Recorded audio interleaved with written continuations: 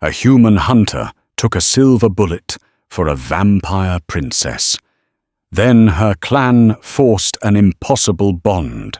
"You're an idiot," Evelyn hissed, her voice trembling as she pressed her cold, blood-slicked hands against my chest. "Yeah, well," I coughed, the taste of copper flooding my mouth. "It's a bad habit."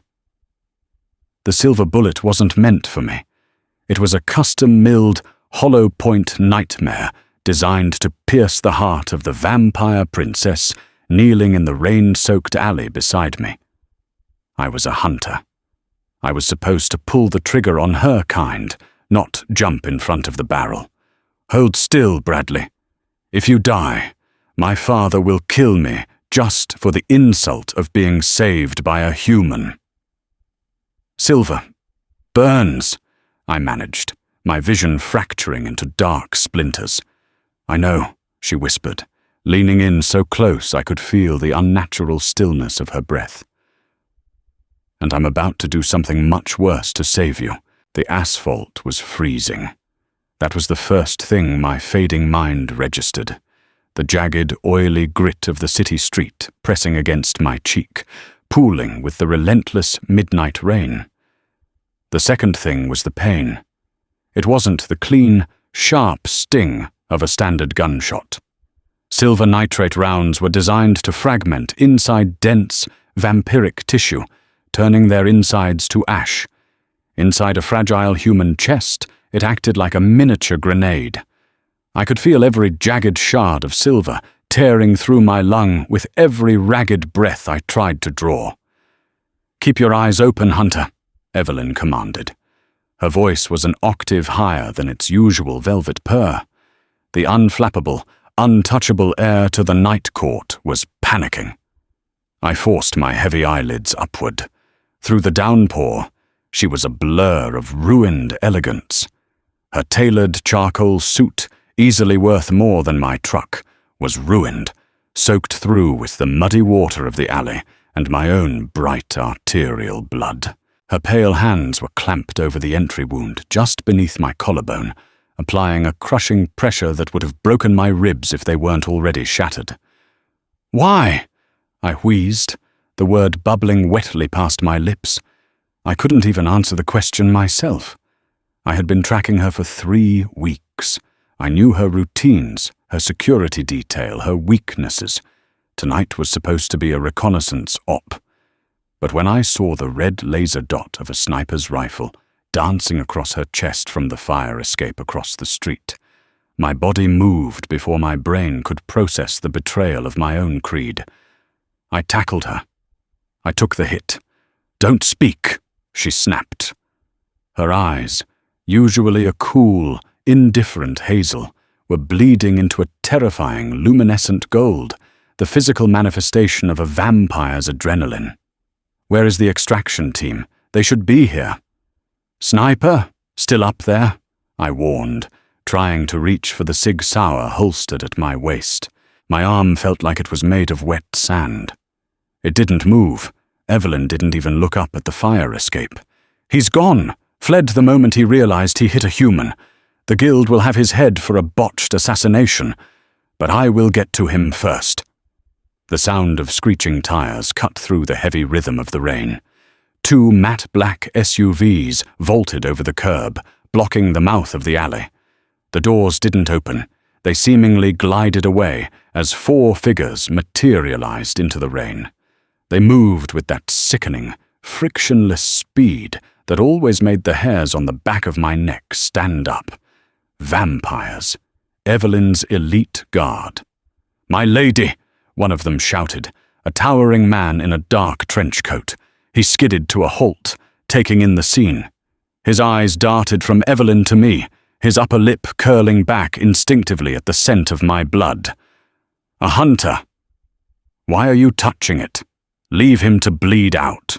"Touch him, and I will rip your throat out, Silas," Evelyn snarled, her voice dropping into a guttural, inhuman frequency that made the puddles around us vibrate. "Get the medical kit from the trunk, now, and prepare the vehicle. We are taking him to the estate." Silas froze, pure shock breaking through his disciplined exterior.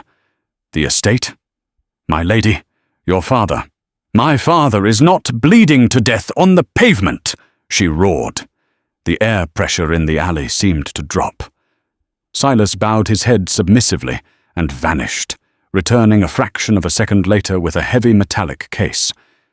My vision was tunneling. The edges of the world were turning a soft, fuzzy grey. I felt Evelyn's cold fingers leave my chest for a microsecond, replaced by something synthetic and tight, a coagulant patch. "Bradley," Evelyn said. Her face leaned into my fading line of sight. The rain was plastering her dark hair against her porcelain cheekbones. "Stay with me. Do you hear me? You don't get to die to make a point. You don't get to make me owe you." "Tired," I murmured. The pain was receding, replaced by a deep, seductive numbness. It was the body's final mercy. "No," she said, her voice cracking. It was the most human sound I had ever heard her make. "Silas, lift him. Gently. If you fracture his spine further, I will burn you in the sun." Hands like iron vices slipped beneath my shoulders and legs. I was lifted effortlessly, floating upward. The rain stopped hitting my face as I was loaded into the cavernous, leather-scented back of the SUV. The doors slammed shut, sealing us in a tomb-like silence, save for the hum of the engine. Evelyn was hovering over me, her golden eyes the only light left in the world. She bit down on her own wrist.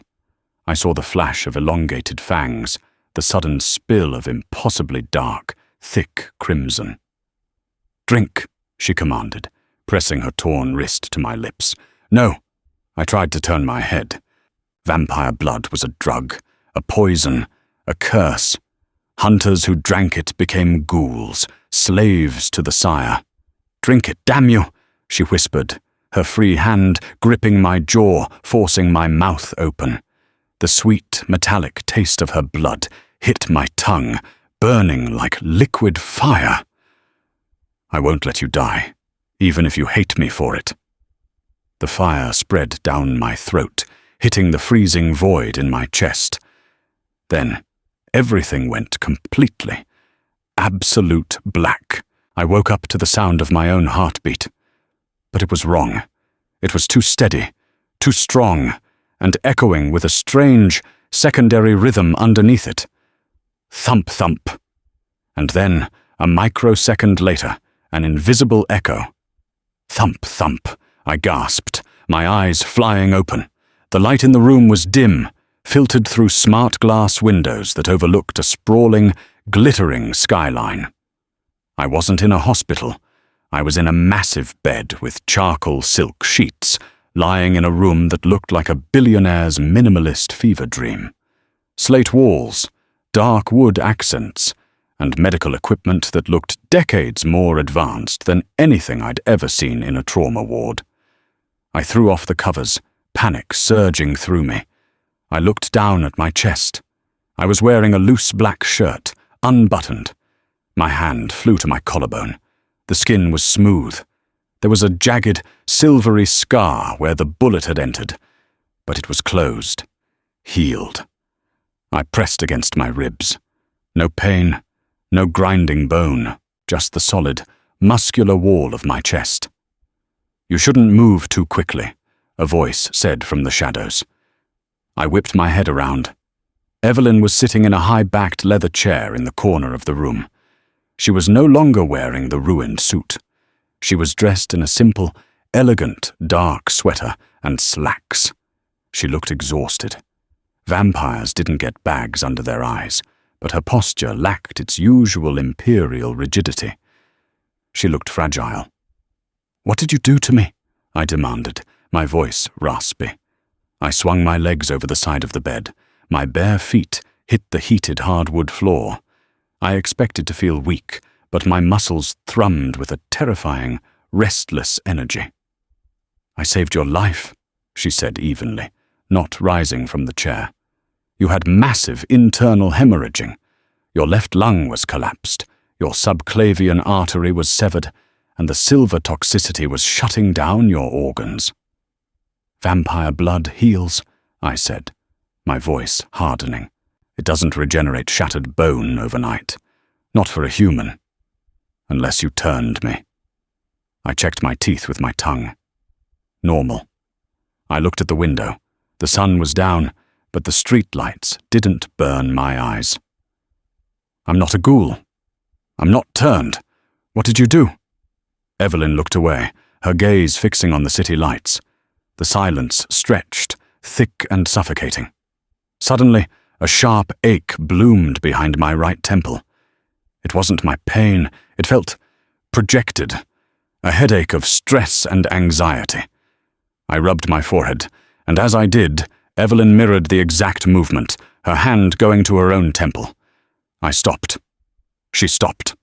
I stared at her, a cold dread pooling in my stomach, the secondary heartbeat, the phantom headache. Evelyn, what did you do? She finally met my eyes. The silver in your bloodstream was fighting my blood. The standard healing wouldn't take. You were dying on the table. My medical staff said you had 3 minutes. She stood up, pacing slowly toward the foot of the bed. There is an ancient rite. It is strictly forbidden by the High Council. It's called the vinculum sanguinis, the blood tether. I felt the blood drain from my face. I had read about it in the deepest, most restricted archives of the Hunters Guild. It was a myth, a fairy tale to scare young recruits. A soul bind, I whispered. A biological and spiritual fusion, Evelyn corrected, her voice tight. I had to open my own veins, sync my heartbeat to yours, and force my life force into your body to overwhelm the silver toxicity. It essentially tricked your body into believing it was my body. My healing factor became yours. You tied us together, I said, the reality crashing down on me. I took a step toward her. The anger was sudden and explosive, but as it spiked in my chest, I saw Evelyn flinch, her pupils dilating massively, as if she had been hit with a wave of my rage. "Careful!" she warned, taking a step back. Your emotions bleed into me. Mine bleed into you. Our nervous systems are bridged." "Are you insane?" I yelled, ignoring her warning. "I'm a hunter. You're the heir to the largest vampire syndicate in North America. You bound your life to a human." "I didn't want you to die," she shouted back, her composure finally shattering. The sheer force of her voice rattled the glass in the windows. A wave of overwhelming, crushing guilt and terror hit me, her emotions crashing through the tether directly into my brain. It was so intense, it forced me to my knees. I braced my hands on the floor, gasping for air as the phantom emotions washed over me. I could feel her terror from the alleyway, replaying over and over. I could feel the sheer, stubborn defiance that had driven her to break her clan's highest law just to keep my heart beating. I looked up at her. She was breathing heavily, a hand pressed to her own chest, staring down at me with a mixture of defiance and sorrow. "If I die," I started, piecing together the true nightmare of the vinculum. "I don't die," she finished quietly. "But I will feel every second of your death, and it will sever a part of my soul. I will be crippled, practically comatose for decades. You are a walking, breathing vulnerability. My father's enemies couldn't kill me in that alley, but now they can kill me," I realized. "And it will destroy you." "Yes," she said, her voice dropping to a whisper. "Which is why my father is waiting for us in the library. And Bradley, if you want to survive the next 10 minutes, you are going to have to do exactly as I say." The estate was less a home and more a high-tech fortress, cloaked in shadows and brutalist architecture. We walked down corridors of polished black granite, flanked by ancient oil paintings and hidden security cameras. With every step I took, I felt the unsettling reality of the bond. When Evelyn felt a spike of apprehension, a cold prickle danced down my spine. When I felt a flare of resentment, I saw her jaw tighten. We were trapped in a horrific emotional feedback loop. "Keep your eyes forward," Evelyn muttered under her breath as we approached a massive set of double oak doors. "Do not show fear. He feeds on it." Literally. "I faced elder vampires before, Evelyn," I murmured back. "Not my father," she replied, her hand resting on the brass handle. "You've hunted feral beasts and arrogant club owners. Lord Julian is a king." She pushed the doors open. The library was cavernous, smelling of old paper, leather, and the metallic tang of synthetic blood. A fire roared in a massive stone hearth, casting dancing shadows across the room. Sitting behind a desk carved from a single slab of obsidian was a man who looked no older than 40, but whose eyes held the weary, terrifying weight of centuries. Julian's hair was dark, peppered with silver at the temples. He wore a bespoke three-piece suit without a tie. He was casually swirling a crystal tumbler of red liquid. He didn't look up when we entered. He just took a sip. "You have always been impulsive, Evelyn," Julian said. His voice was soft, melodic, and held an undercurrent of absolute authority that made my knees instinctively want to buckle. I fought the urge, locking my joints. "When you were 80, you burned down a Parisian opera house because the tenor was out of pitch. I forgave that. It was charming." He finally raised his eyes. They were the same gold as Evelyn's, but colder. Dead. "This," Julian continued, shifting his gaze to me, "is not charming." "He saved my life, Father," Evelyn said, stepping slightly in front of me, shielding me.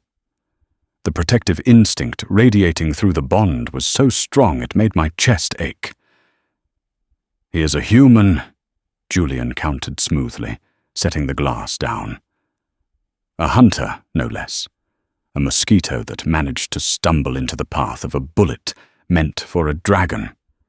And in return for this cosmic accident, you bound the bloodline of our clan to a creature that ages, gets sick, and can be killed by a stiff breeze." Julian stood up. The air in the room instantly grew heavy, the atmospheric pressure dropping so sharply my ears popped. He didn't walk. He seemed to simply appear standing a few feet from us. "Do you understand what you have done?" Julian hissed at his daughter. "The bullet was fired by an assassin hired by the Volkov clan. They want our territory. They failed to kill you. But now, their spies have already reported the anomaly at our medical wing. They will figure out the vinculum. They don't need to fight my immortal daughter anymore. They just need to put a bullet in the head of this frailty." Julian reached out, his hand moving faster than my eyes could track. His fingers clamped around my throat, lifting me off the ground with zero effort. I choked, my hands instantly grabbing his iron-hard wrist, trying to pry his fingers away. It was like trying to pry open a steel vault with bare hands. "Father, stop!" Evelyn screamed. She lunged forward, but an invisible force, Julian's sheer willpower, slammed into her, pinning her against the floorboards.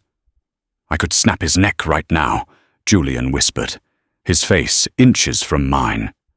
"I would lose you to the grief coma for a century, Evelyn.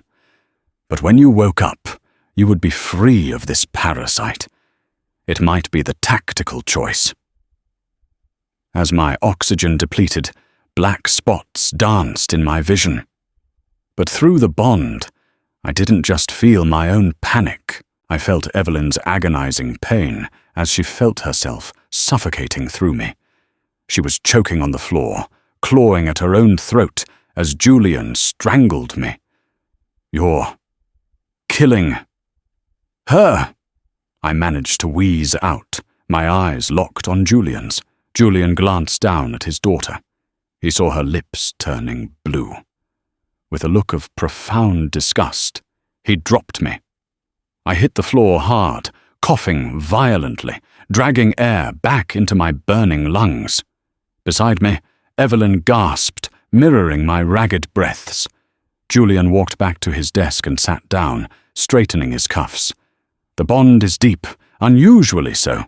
Disgusting. What do you want, Father? Evelyn rasped, climbing to her feet and offering me a hand. I ignored it, pushing myself up. I want the Volkov clan eradicated, Julian stated simply. And until that is done, I cannot have a walking target, painting a bullseye on the back of my heir. Julian looked directly at me. You are no longer a hunter, Bradley. You are property of this clan. From this moment on, you will not leave Evelyn's side. You will be dressed in our armor. You will sleep in her quarters, and you will attend every public and private function by her side. To the world, you will be presented as her newly turned consort, a fiercely guarded prize. If you attempt to flee, the bond will cause your organs to rupture from separation anxiety. If you attempt to contact your guild, I will slaughter them all. I rubbed my bruised throat, the reality of the golden cage locking around me. I don't play dress-up for vampires. Julian smiled, and it was the most terrifying thing I had ever seen. You do now, human. Welcome to the family. Evelyn's private wing of the estate was located on the top floor, accessible only by a biometric elevator that required a retinal scan, a voice print, and a blood prick. It was a paranoid level of security, but after the alleyway, it felt entirely justified. The doors glided open, revealing a sprawling penthouse that somehow managed to feel colder than the brutalist library downstairs. The walls were lined with towering bookshelves, interspersed with antique weaponry displays and priceless Renaissance art. The floor-to-ceiling windows offered a dizzying panoramic view of the city, the rain still lashing against the reinforced glass. It was beautiful. It was a prison. Silas will bring your new wardrobe shortly, Evelyn said, her voice tight. She walked toward a massive mahogany bar and poured herself a measure of dark, viscous liquid from a crystal decanter. Synthetic blood. The scent of it, previously nauseating to my hunter instincts, now triggered a bizarre phantom hum of satisfaction in the back of my mind. Her satisfaction. I ignored the array of velvet armchairs and stood by the window, staring out into the night. My reflection stared back at me, pale, bruised around the throat, wearing a borrowed black shirt that felt like a traitor's uniform. I can feel you sulking, Evelyn said quietly, not turning around. I'm not sulking, I snapped. I'm calculating how many laws of nature and the guild I'm currently violating by breathing your air. You are going to die, Bradley, she retorted, finally spinning to face me, her golden eyes flashing.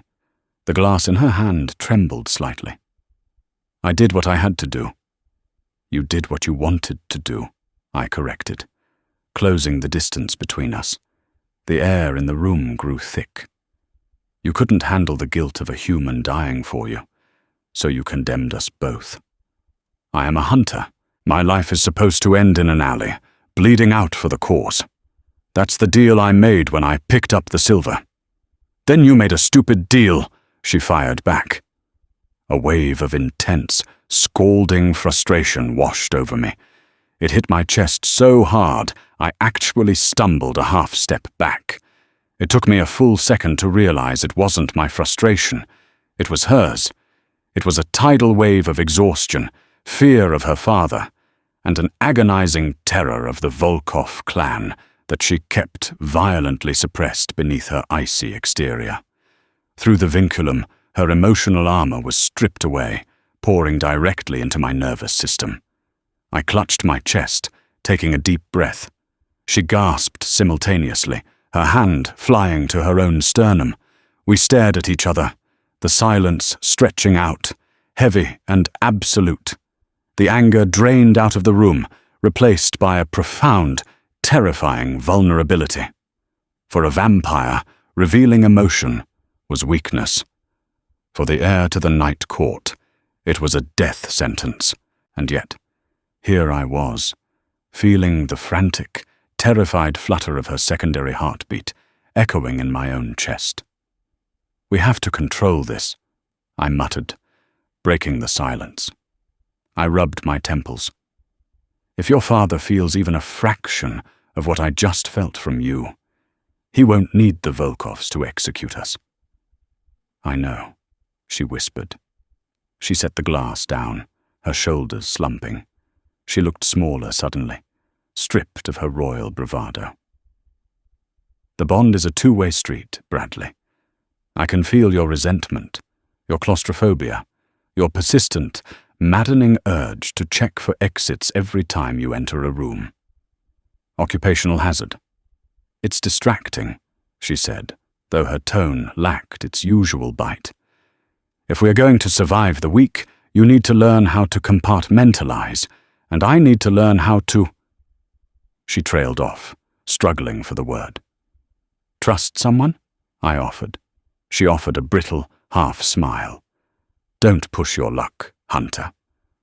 The chime of the elevator interrupted us.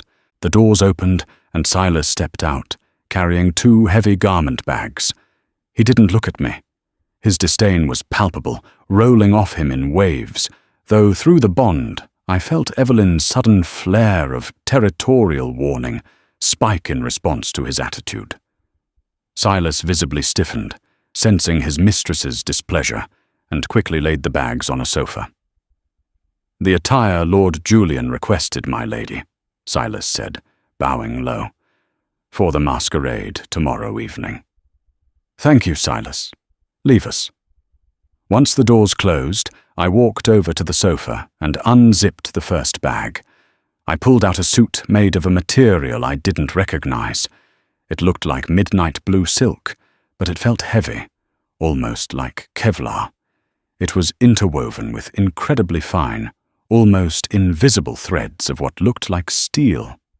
"Ballistic weave," Evelyn explained, walking over to examine it. "Standard for high-ranking clan members. It will stop a low-caliber bullet and deflect most blades." "And the collar?" I asked, pointing to the stiff, abnormally high neck of the jacket. Evelyn wouldn't meet my eyes. "It's lined with titanium mesh to protect your throat," I scoffed, a bitter laugh escaping my lips. "To protect your investment, you mean?" "To protect you," she corrected sharply, her gaze snapping up to meet mine. The sincerity in her eyes was blinding, reinforced by the absolute truth vibrating through our shared pulse. "Tomorrow night, every vampire of influence in the city will be in one room. The Volkovs will be there under a banner of truce. They will be looking for weakness. They will be looking at you." I held the ballistic jacket up, feeling its weight. I had spent my entire adult life hunting these monsters in the shadows, wearing tactical gear and smelling of cordite and rain. Now I was being dressed in their armor, preparing to walk into their gilded halls as a pet. "So," I said, my voice hardening, "what are the rules of engagement?" Evelyn stepped closer, reaching out to adjust the collar of the jacket in my hands.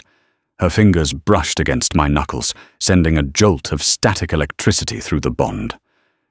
"You stay by my side," she instructed, her voice dropping to a low, serious murmur. "You speak only when spoken to. You do not eat the food, and you do not drink the wine. And above all else, Bradley." She looked up, her golden eyes locking onto mine with an intensity that made my breath hitch. "You do not let them see that you are human." The grand hall of the Obsidian Club was a sensory nightmare. Crystal chandeliers the size of small cars dripped from the vaulted ceilings, casting a fractured, icy light over a sea of predators. The music was a heavy, pulsating bass string quartet that vibrated right into my marrow. But it was the smell that almost broke my composure. It was a suffocating blend of expensive perfumes, ozone, and the coppery, sweet undertone of fresh blood circulating in the veins of the few willing human thralls scattered throughout the room. I stood at the top of the grand staircase, the ballistic weave suit clinging to me like a second skin. It fit perfectly, tailored to within a millimeter of my frame. A sleek, silver half-mask obscured the upper portion of my face. Evelyn stood beside me, radiating an aura of absolute, terrifying power. She wore a gown of deep crimson silk that seemed to flow like liquid fire as she moved. A delicate filigree mask of black gold covered her eyes. Deep breaths, her voice echoed in my mind. Not spoken aloud, sent through the tether. The mental communication was new, a startling development of the vinculum that had manifested that afternoon. It felt like a whisper directly against my eardrum. I'm fine, I thought back, focusing on the heavy rhythm of our synchronized heartbeat, just suppressing the urge to stake half the room. Focus that aggression, she replied, her crimson lips curving into a terrifying, flawless smile for the crowd below. They are watching. We descended the stairs. The conversation in the hall didn't stop, but the pitch shifted. The ambient temperature seemed to plummet as hundreds of predatory eyes locked onto us, or rather, onto me. I was the anomaly, the unknown variable. I walked with the measured, silent tread of a hunter, not the erratic flutter of a thrall.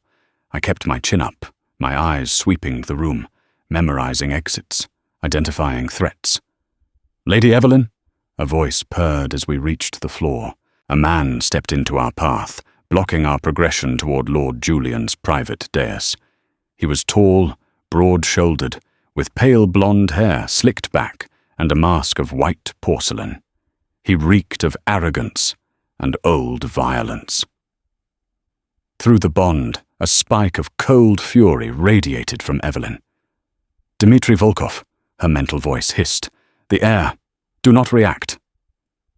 "Dmitri," Evelyn said aloud, her voice smooth as glass. "I'm surprised you decided to attend. I heard the damp weather plays havoc with your joints."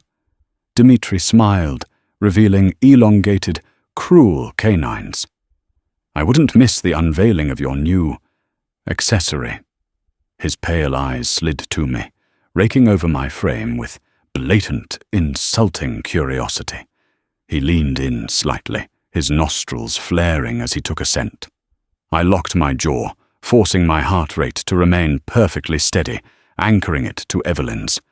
If I spiked with adrenaline now, Dmitri would smell the fear.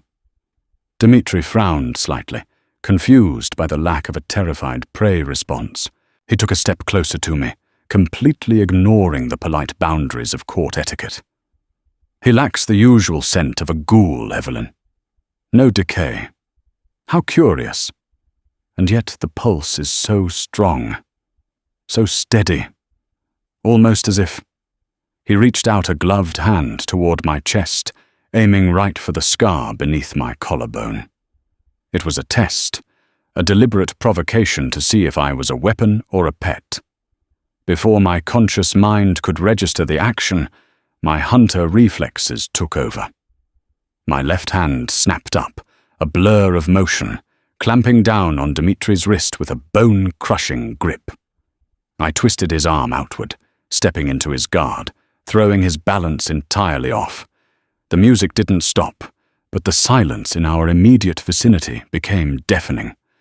Several Volkov guards stepped forward, but Evelyn raised a single, imperious hand, freezing them in their tracks. Dmitri's porcelain mask slipped slightly as pure shock registered on his face. I held his wrist in a vice grip, leaning in so my face was inches from his. I could feel Evelyn's power surging through the bond, feeding my muscles, giving me the strength to hold a vampire prince in place.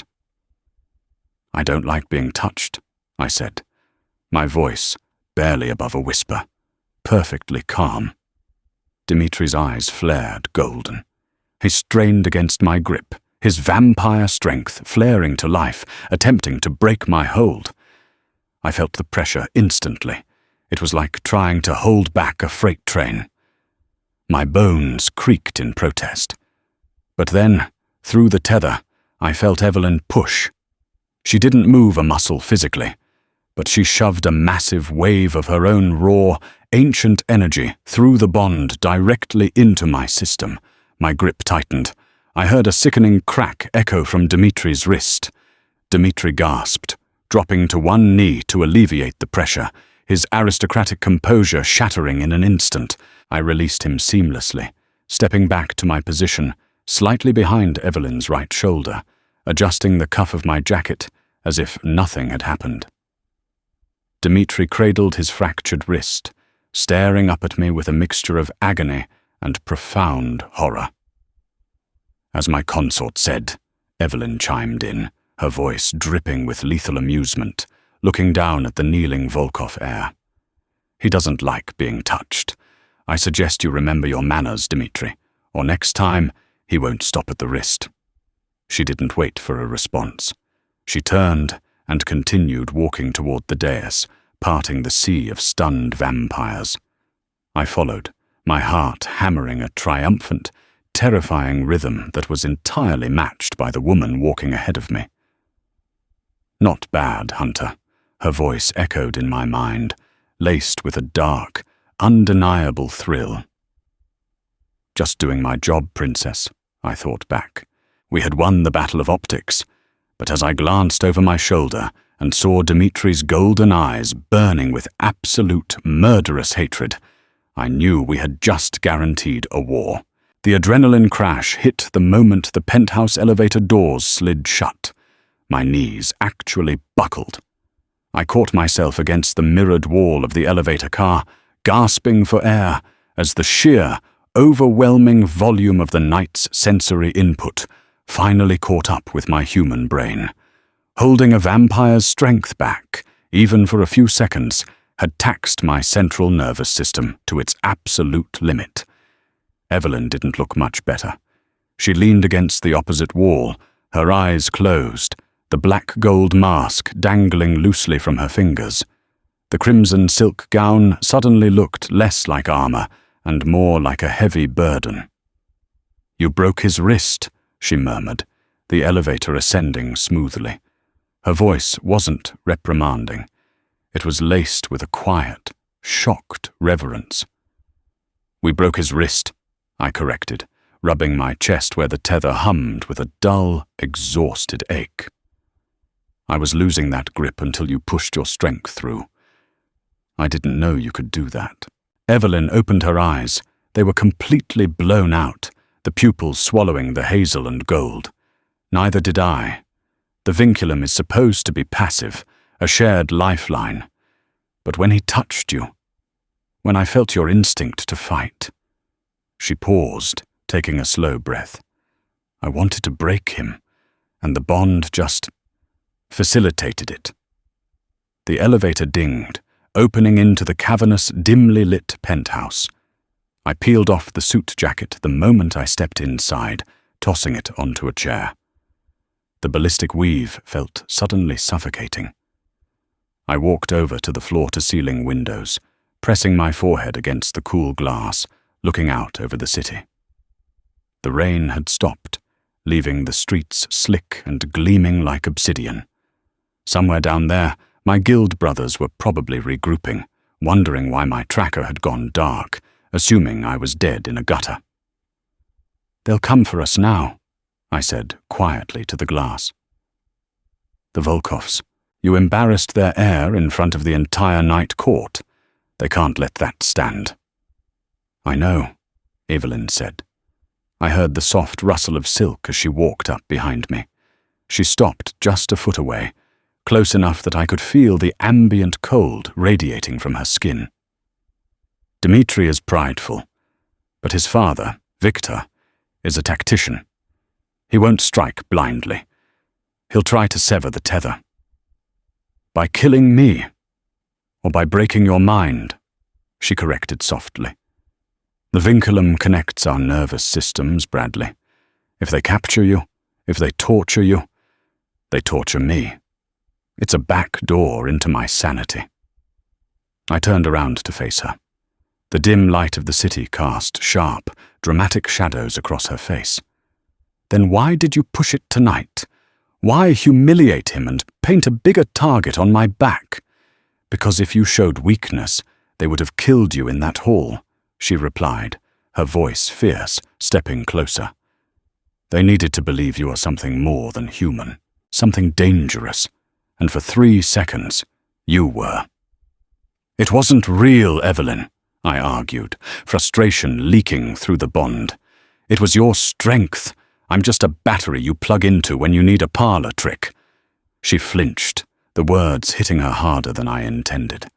A wave of profound, ancient loneliness washed over me, a feeling so cold and vast it took my breath away.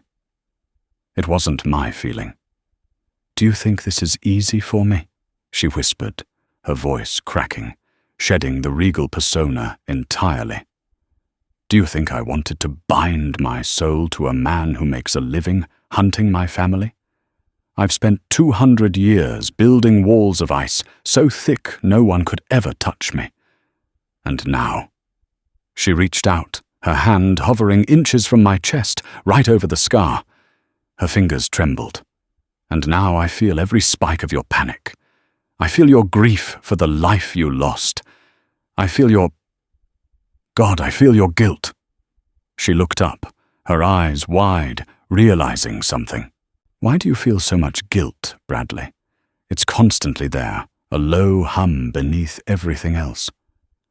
I stepped back, breaking the proximity. My heart hammered against my ribs. That's none of your business. It is my business, she argued, taking a step forward to match my retreat.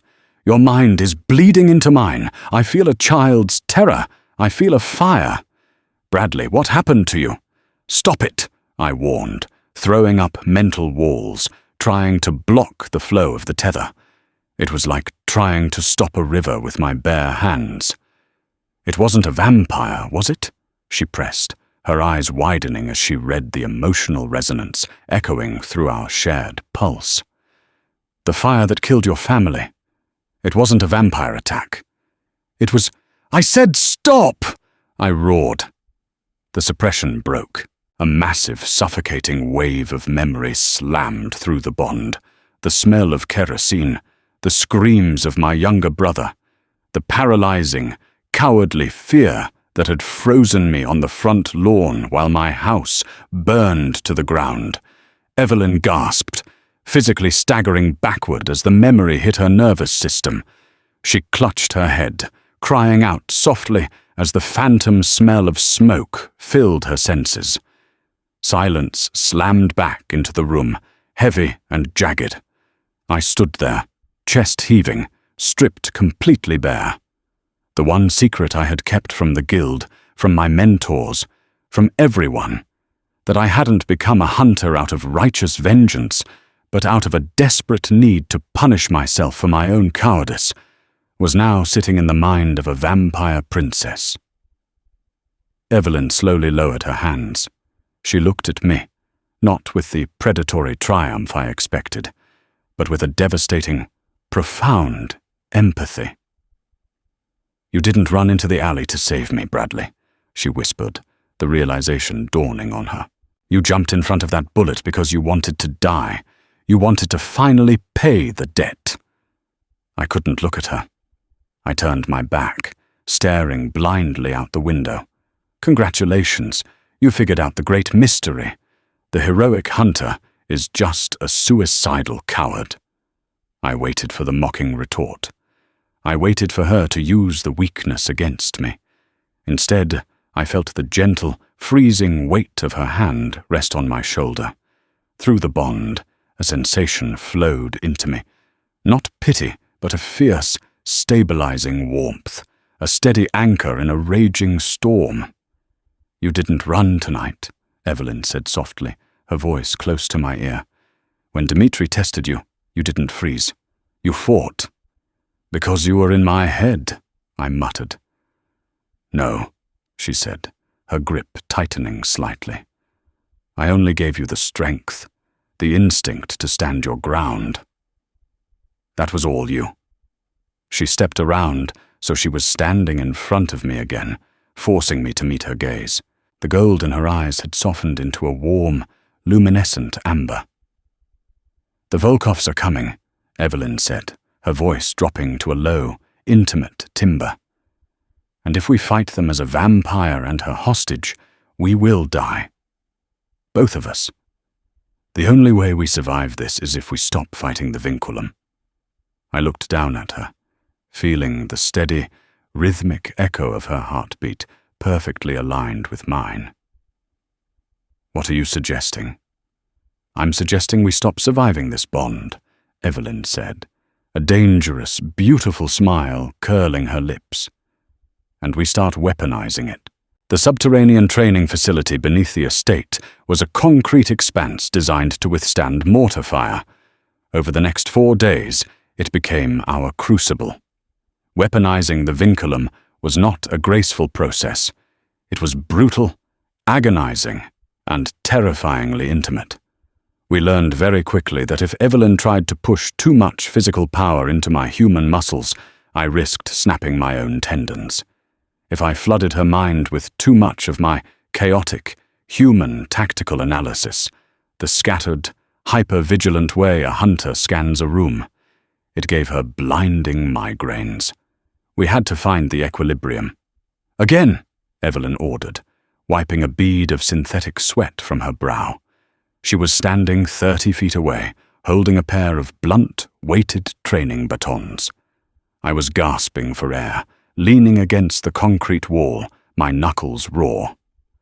"I need a minute," I projected through the tether, mentally wincing at the dull throb in my left thigh, where she had bruised me in the last sparring round. "We don't have a minute, Bradley. Viktor Volkov doesn't take breaks." She lunged. To a normal human eye, she would have simply vanished and reappeared in front of me. But I wasn't relying on my human eyes anymore. I was tapping into hers. Through the bond, I felt her intent, the microsecond before her muscles fired. I saw the trajectory of her strike, not through the air, but as an electric current traveling down our shared neural pathway. Before her baton could crash into my ribs, I sidestepped. My arm snapped up, not just with my own speed, but with a sudden, perfectly measured surge of her strength that I pulled through the tether. I caught her forearm, twisting my hip to use her own momentum against her, slamming her into the concrete wall. The impact cracked the plaster. I pinned her there, my forearm pressed against her collarbone, my chest heaving. We were inches apart. Her golden eyes were wide, staring up at me, reflecting the harsh fluorescent lights. Through the bond, a sudden, blinding flash of adrenaline spiked. But it wasn't just adrenaline. It was a dark, rushing thrill, a chaotic swirl of combat, high, and something far more complex and electric that made the breath catch in my throat. I felt her heart hammer a frantic, wild rhythm that had nothing to do with the physical exertion. I stepped back instantly, breaking the contact, my own face suddenly burning. "Sorry. I pulled too much." Evelyn straightened her shirt, her gaze dropping to the floor for a fraction of a second before meeting mine again. Her pupils were dilated. "No, the distribution was perfect. You didn't overexert your joints." But the emotional feedback, I thought, deliberately keeping the channel open, letting her feel my caution. "It's getting muddy." "It's an occupational hazard," she replied mentally, echoing my own words from days ago. A faint, knowing smirk touched the corner of her lips. Before I could respond, a blaring, mechanical klaxon shattered the quiet of the training room. The harsh fluorescent lights abruptly cut out, replaced by the sickly, rotating crimson of emergency strobes. Breach. The thought wasn't a word. It was an alarm bell ringing simultaneously in both our heads. "The main perimeter," I shouted over the siren, already sprinting toward the weapons rack on the far wall. Impossible, Evelyn yelled, her fangs descending instinctively. The wards require elder blood to bypass. Unless... The heavy steel doors of the training room groaned, the hydraulic locks shrieking as something immensely powerful ripped them apart from the outside. Unless someone opened the door from the inside, I finished, grabbing a pair of specialized silver-edged combat knives. I tossed one to Evelyn. She caught it without looking. The doors gave way with a deafening crash, tearing off their hinges and slamming into the concrete floor. Through the swirling dust and crimson light, 6 figures stepped into the room. They wore tactical gear devoid of any clan insignia, their faces obscured by heavily tinted visors.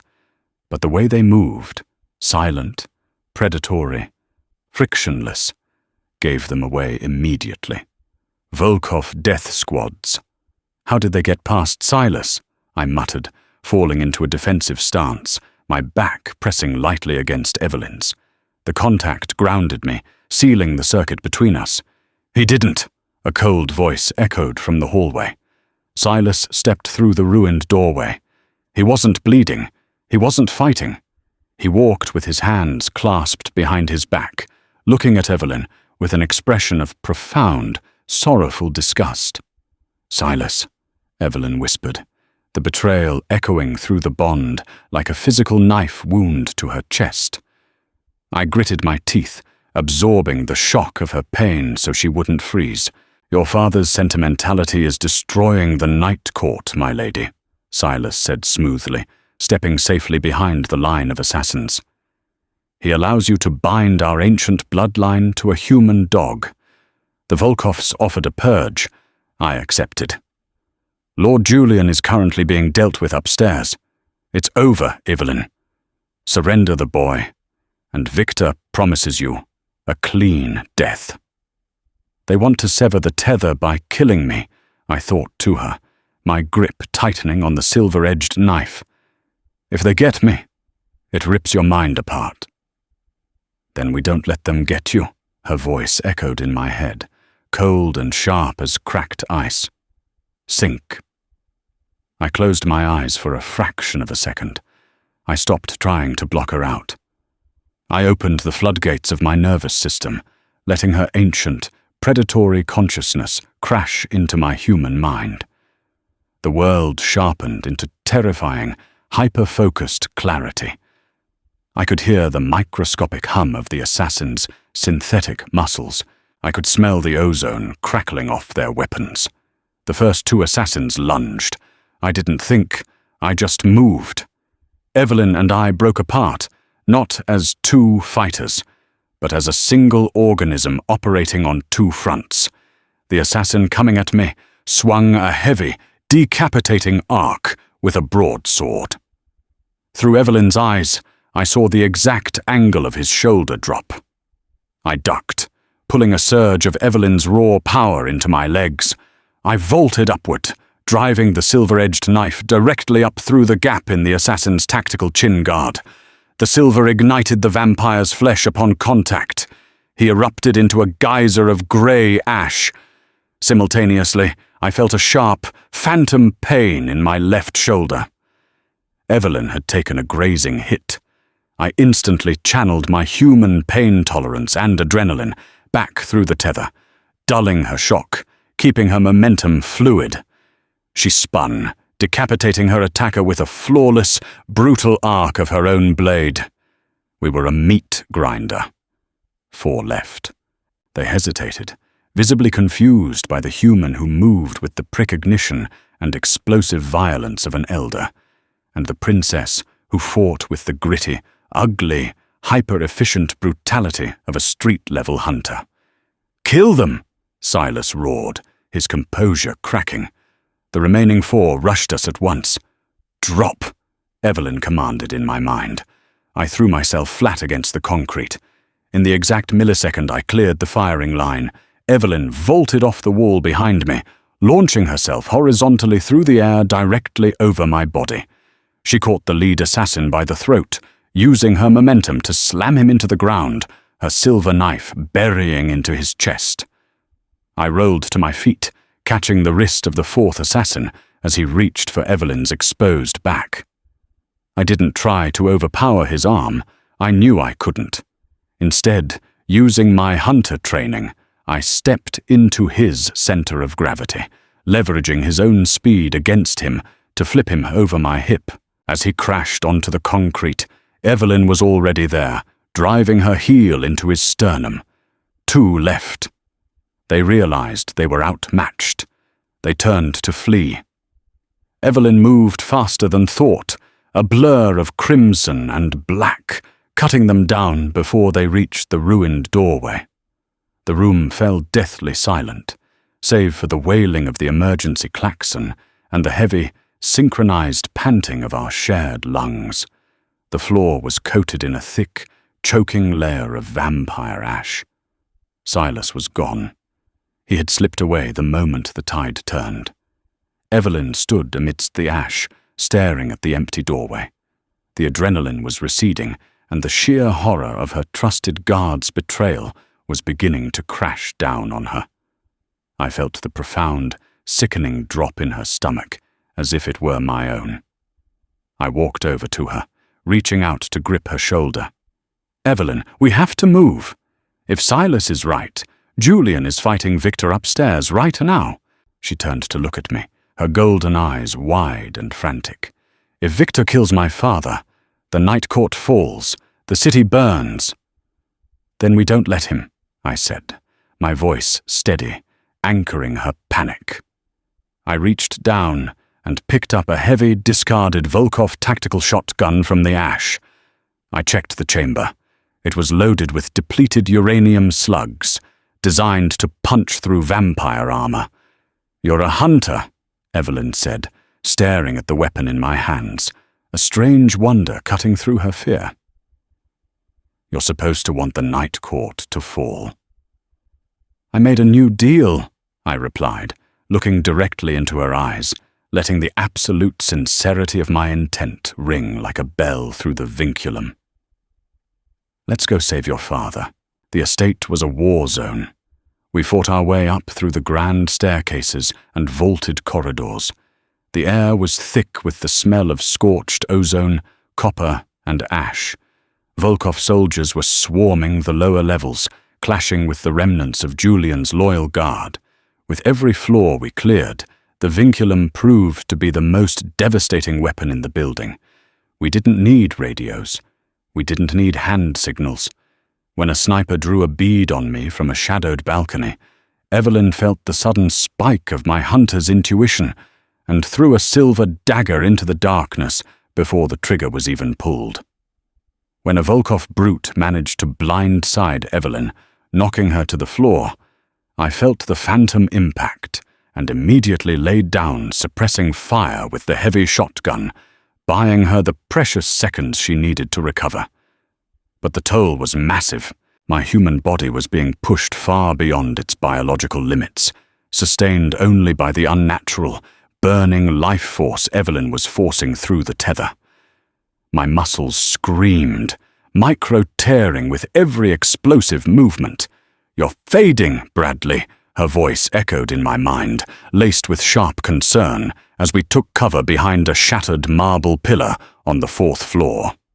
"I'm fine," I gritted out, reloading the shotgun with shaking hands. "Just keep the healing factor running. I'm trying. But the silver toxicity in my own system from these blades, it's slowing me down." I looked at her. Her crimson gown was torn, her pale skin marred by several shallow cuts that weren't healing as instantly as they should have. The Volkovs had coated their weapons in trace amounts of silver. It wouldn't kill her quickly, but it was poisoning her, weakening the very power she was using to keep me upright. "We need to end this at the head," I said aloud. "Where is Julian?" "The throne room," Evelyn said, pointing toward the massive, intricately carved ebony doors at the end of the hall, the epicenter of the estate's wards.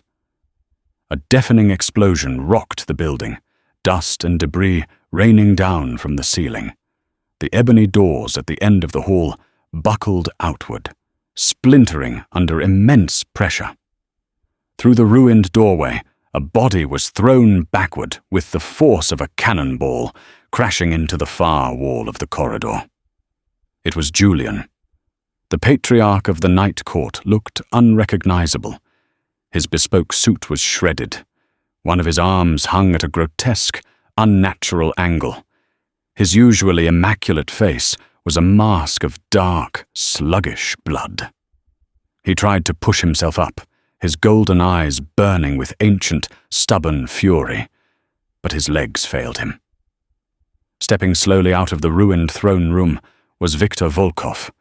He was a giant of a man, clad in modern, matte black tactical armor that looked fused to his pale skin. He carried no weapons. He didn't need them. The sheer, crushing aura of his power distorted the air around him like heat off a desert highway. Beside him walked Dmitri, his arm still in a heavy metallic cast, his face twisted into a sneer of absolute triumph, and lurking in the shadows behind them, both was Silas. "It is over, Julian." Victor's voice boomed, deep and resonant, rattling the glass in the windows. "Your reign was marked by complacency, by an unnatural affection for the cattle we are meant to feed upon. Look what it has brought you to." Victor raised a heavy, armored boot, preparing to stomp down on Julian's neck and sever the head of the clan. "Get away from him!" Evelyn screamed. She didn't think. The panic and rage overrode our synchronization. She broke from cover, a blur of desperate motion, launching herself at Victor.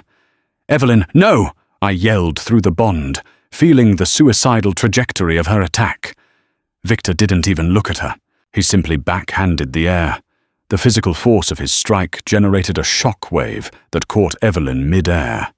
She was swatted aside like a rag doll, crashing through a heavy wooden display cabinet and collapsing into a heap of splintered wood and glass. A searing, blinding pain exploded in my own ribs, dropping me to my knees. I spat a mouthful of blood onto the marble floor, gasping as the phantom impact shattered through my nervous system. "Ah," Victor said, turning his cold, dead eyes toward me. "The anomaly. Silas told me of this fascinating abomination. The vinculum sanguinis." Dmitri stepped forward, his eyes locked onto me with sadistic glee. "I told you, Father. He's just a fragile little battery. Break the battery, and the princess dies with him." Victor began walking slowly towards me, his heavy boots crunching on the debris. "A tragic tactical error, Lady Evelyn," Victor called out to where she lay, groaning in the wreckage. "You tied your immortal soul to a vessel made of spun glass." I tried to raise the shotgun, but my arms wouldn't obey. The feedback loop of Evelyn's pain and my own exhaustion was paralyzing. "Get up, Bradley. Please." Evelyn's voice whimpered in my mind, fractured and weak. "Run." "I'm not running," I thought back, forcing my fingers to curl around the grip of the shotgun. "Let me kill him, Father," Dmitri snarled, stepping ahead of Victor, drawing a long, wickedly curved silver blade from his hip. He broke my wrist. "Let me see how long it takes him to bleed to death." Victor gestured lazily with his hand. "Indulge yourself, my son. Make it slow. Let Julian watch his daughter's mind shatter." Dmitri closed the distance, raising the silver blade high above his head. I looked up at him, my vision swimming. I was a dead man. The hunter in me knew it. The logical, tactical part of my brain calculated the angle of the blade, the speed of descent, and accepted that it was over. But then, deep within the vinculum, something shifted. The guilt, the paralyzing, suffocating guilt of the fire that had defined my entire life, the cowardice that had kept me frozen on the lawn while my brother burned, surged to the surface. But this time, I wasn't alone in it. Evelyn was there, inside the memory, inside my mind, and she didn't just offer comfort, she offered a raging, incandescent defiance. "You are not a coward," her voice roared through the bond, not with fear, but with absolute, terrifying power. "You do not freeze." The mental block I had maintained my entire life shattered. The dam broke. I didn't try to pull her physical strength this time. I pulled her sheer, immortal willpower. The absolute refusal to die that had kept vampires reigning in the dark for millennia flooded into my fragile human frame. Dmitri brought the blade down. I didn't dodge. I raised my left arm, letting the heavy silver blade bite deep into my forearm. Dmitri smiled in triumph, expecting me to scream, expecting my human flesh to give way. But I didn't scream, and I didn't flinch. Because I was human, the silver didn't burn me. It was just a piece of metal. It hurt, but compared to the phantom agonies of the vinculum, it was nothing. Dmitri's eyes widened in confusion as the blade stopped dead against my bone, failing to sever the limb. "What? You forgot," I whispered, looking up at him, my eyes reflecting the golden, predatory light of the bond. "I'm the hunter." With my right hand, I shoved the barrel of the heavy tactical shotgun directly up under Dmitri's jaw. I pulled the trigger. The depleted uranium slug tore through Dmitri's skull, decapitating him instantly in a spray of bone and ash.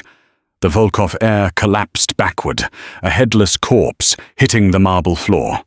Silence descended on the corridor, heavy and absolute. Viktor Volkov froze, staring at the ash that was once his son. The arrogant, untouchable warlord looked utterly, profoundly broken. I didn't give him time to recover. The recoil of the shotgun had jarred my shoulder out of its socket, but I didn't care. I felt Evelyn rising from the wreckage behind him, her injuries knitting together rapidly as the surge of our shared adrenaline hit a fever pitch. Victor let out a roar of primal, world-ending grief, turning his terrifying gaze upon me. He lunged, a blur of impossible speed. But Evelyn was faster. She hit Victor from behind, her arm wrapping around his neck, locking him in a chokehold powered by a desperate, frantic rage. Victor thrashed, throwing himself backward, crushing Evelyn against the wall, but she held on like a vice. "Bradley, now!" she screamed aloud. I dropped the shotgun. With my good arm, I reached to my tactical belt and pulled the single, custom-milled silver nitrate grenade I always carried for suicide missions. The very weapon that had started this entire nightmare. I pulled the pin. I sprinted toward the struggling vampires. Victor saw me coming. He managed to pry one of Evelyn's arms loose, reaching out to snap my neck before I could close the distance. "Trust me," I projected fiercely through the bond. "Always," she replied. At the last possible microsecond, Evelyn let go of Victor, kicking off his back and launching herself backward, putting 20 feet between her and the warlord. I slid on my knees across the blood-slicked marble, sliding directly under Victor's massive outstretched arm. As I passed beneath him, I shoved the live silver grenade directly into the heavy, armored webbing of his tactical vest. I kept sliding, hitting the floor flat, covering my head. The explosion was muted, not fiery. It was a sharp, concussive crack, followed by a blinding flash of white light. Silver nitrate fragmented in a perfect sphere. Viktor Volkov didn't even have time to scream.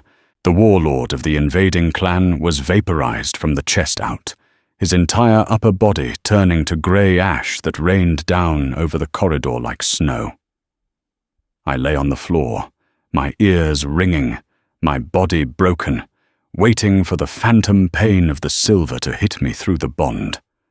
I waited to feel Evelyn screaming in agony from the proximity to the blast, but there was only silence, and the steady, calm rhythm of a heartbeat. Thump, thump, thump, thump. I rolled over, wincing. Evelyn was walking slowly through the falling ash. She wasn't burned. The blast radius had been just small enough, and she had moved just fast enough. She fell to her knees beside me, her hands hovering over my ruined, bleeding arm, tears of blood tracking down her porcelain cheeks. "You insane, suicidal idiot," she sobbed, a hysterical laugh escaping her lips. "Yeah, well," I coughed, managing a weak, bloody smile. "It's a bad habit."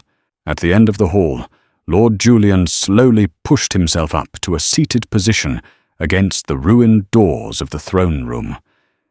He looked at the pile of ash that used to be Viktor Volkov. He looked at the headless corpse of Dmitri. And then he looked at me. The patriarch of the Night Court, a creature of ancient prejudice and ruthless pragmatism, slowly, painfully, bowed his head to a human. The aftermath of a vampire war is eerily quiet. There are no sirens, no paramedics, no police tape. The Night Court cleans up its own messes. I woke up 3 days later in the penthouse. The scent of synthetic blood and expensive ozone had been replaced by the sterile, clean smell of advanced medical salves. I was lying in the massive bed, my left arm heavily bandaged, a dull ache throbbing in my ribs. I didn't panic this time. I didn't reach for a weapon. I simply closed my eyes and listened.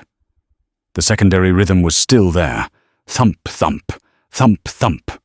But it was no longer a frantic, terrifying intrusion. It felt like a deep, grounding anchor in the center of my chest. "You're awake," Evelyn said. She was sitting on the edge of the bed, illuminated by the soft morning light filtering through the smart glass. She was wearing a simple white shirt, her hair falling loosely over her shoulders. The imperious, terrifying princess of the Night Court was gone. She just looked peaceful. "Did we win?" I asked, my voice raspy. "The Volkov clan surrendered unconditionally the moment word reached them of Victor's death," she said, reaching out to gently trace the edge of the bandage on my arm. "The traitor Silas was executed by my father personally. The Night Court is secure." "And your father?" I asked, watching her face carefully. "Does he still want to put a bullet in the walking target?" Evelyn smiled, a genuine, warm expression that made my breath hitch. "My father is a pragmatist. You killed his greatest rival and saved his heir. He has officially decreed that the vinculum is no longer an abomination. It is a tactical asset. So I'm officially the consort," I said, leaning back into the pillows, a dry chuckle escaping me. "The human pet." Evelyn's smile faded slightly. She shifted closer, her golden eyes locking onto mine. "You were never a pet, Bradley, and you know it. The bond wouldn't have held if you were." She placed her hand flat against my chest, right over the scar from the alleyway. I felt a wave of profound, absolute truth wash through the tether. A deep, unshakable respect, and beneath it, a current of affection so strong it made my own heart race in response. "I felt everything in that hallway," she whispered. "I felt you facing your worst memory. I felt you conquer it. You didn't just save my father. You saved me. And I don't mean physically."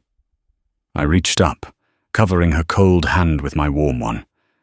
"The bond goes both ways, Evelyn. You didn't let me freeze. You didn't let me drown in the guilt." We sat there in the quiet, the vinculum humming between us, perfectly synchronized. It was no longer a curse. It was a bridge between a man who had spent his life chasing death and an immortal who had spent centuries terrified of living. "So," I said softly, brushing a strand of dark hair behind her ear, "what happens now? Does the hunter retire?" Evelyn leaned down, her lips hovering inches from mine, her breath cold and sweet against my skin. "The Night Court has many enemies, Hunter," she murmured, a dangerous, thrilling spark igniting in her golden eyes. And for the first time in 200 years, I think I'm looking forward to the fight. The silver bullet in that rain-soaked alley was meant to end a life, but instead it forged a bond that neither human nor vampire could have anticipated. True strength, they discovered, isn't found in impenetrable armor or immortal blood. It is found in the courage to share our deepest vulnerabilities. By bearing the weight of each other's trauma, Bradley and Evelyn didn't just survive the darkness, they conquered it. If this tale of impossible bonds, lethal politics, and finding light in the shadows kept you on the edge of your seat, please like, share, and subscribe for more cinematic stories. Let us know in the comments what you think Bradley and Evelyn's next move should be.